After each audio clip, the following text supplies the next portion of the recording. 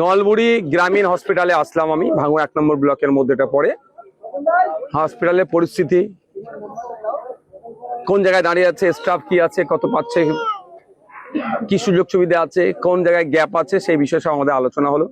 BDO সাহেব ছিলেন, ব্লকের যিনি হেলথ অফিসার ছিলেন, আরো তারা অ্যাসোসিয়েট যারা ছিলেন, তারা আলোচনা হয়েছে। পানীয় জলের যে দুরবস্থা, এখানে এমপি কোটা একটা হয়েছিল, সেটা অকেজ হয়ে পড়ে আছে। এই সমস্ত বিষয়গুলো, টিনএজ প্রেগনেন্সি নিয়ে যে সমস্যা, সেই বিষয়টা নিয়ে কিভাবে এটাকে বন্ধ করা যায়। টিবি রোগে যারা আক্রান্ত, তারা নিয়মিত এখান থেকে ওষুধ প্রোভাইড করা হচ্ছে, তারা খাচ্ছে না, অনেক ক্ষতিগ্রস্ত হচ্ছে। 50টা যে সুস্বাস্থ্য কেন্দ্র আছে, অনেকের জমি, নিজস্ব জমি নাই বা ভাড়ার বাড়িতে থাকছে, হচ্ছে ইলেকট্রিক সমস্যা, সেগুলো নিয়ে সমস্যা আলোচনা হয়েছে। এখানে যারা মেটার্নিটির যেটা ওয়ার্ড আছে, সেখানে যারা বাচ্চারা আছে, সেখানে একটু সমস্যা, তা ওই ওয়ার্ডের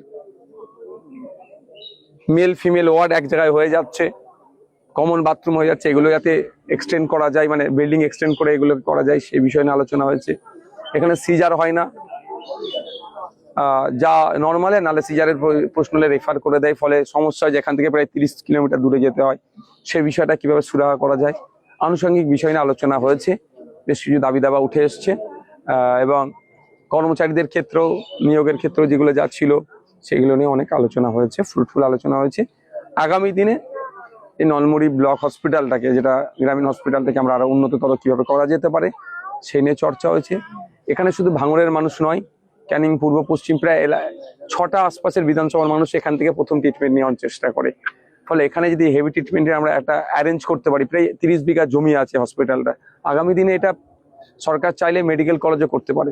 আর একটা যেটা বিষয়, এই জমি, এই হসপিটালের জমি অনেক নাকি অবৈধ দখল হয়ে যাচ্ছে, অবৈধ, সেগুলোকে উদ্ধার করারও কথা আজকে আলোচনা হয়েছে। কারণ হসপিটালের জমি কোনো কথাই হবে না, হসপিটালের জমি হসপিটালের কাজে ব্যবহার হবে। এখানে যদি 30 বিঘা জমি আছে, সেটা যদি সবাই মেডিকেল কলেজ যাবে, তাহলে কলকাতায় হাজিকর চিত্তরঞ্জনে আর ছুটে যেতে হবে না, সব ট্রিটমেন্ট এখানে হবে। সেই জমিগুলো উদ্ধারের আলোচনা হয়েছে। থানার পক্ষ থেকে যিনি অ্যাডিশনাল বাবু ছিলেন, তিনিও আমাদের সাথে সহমত যে না, দ্রুততার সাথে সেগুলোকে করাবে। নিরাপত্তার জন্য ব্যবস্থা আছে, লাইটের যেগুলো খামতি আছে, সেইগুলো, যে লাইটগুলো আছে কিছু জ্বলছে না, সেই বিষয়গুলো, এক কথাই সমস্ত বিষয় নিয়ে আজকে সর্বাঙ্গীন উন্নতির কথা হয়েছে, আমরা আলোচনা করছি। আগামী 3 মাস পরে আবার আমরা বসবো অফিসিয়ালি, তার মধ্যে আমিও কয়েকবার ভিজিট করতে আসবো। ভাইজান, যে সাধারণ মানুষ যে এখানে আসলে একেবারে যে সিজারের কথা আপনি বললেন, তবে সিজার নিয়ে এবারে কি পরবর্তীবারে কি এটা চালু হবে? দেখুন, সেটা নাই যাতে এখানে হয়। এমনি এখানে প্রতি মাসে 80 থেকে 100 জন নর্মালি ডেলিভারি হয়। যদি কারো সিজারের প্রয়োজন হয়, তাহলে এখানে সেটা পাচ্ছে না, তাদেরকে দূরে চলে যাচ্ছে হচ্ছে না, প্রাইভেটে যেতে হচ্ছে। গরিব মানুষ প্রাইভেটে না যেতে পারলে তাদেরকে দূরে যেতে হচ্ছে কলকাতায়। ফলে এখানে যদি ওই অ্যারেঞ্জটা করা যায়, তারও আগামী দিনে যাতে চালু হয়, সে নিয়ে আলোচনা হয়েছে। আরো অন্যান্য ডাক্তার নিয়ে আসার ব্যাপারেও আলোচনা হচ্ছে।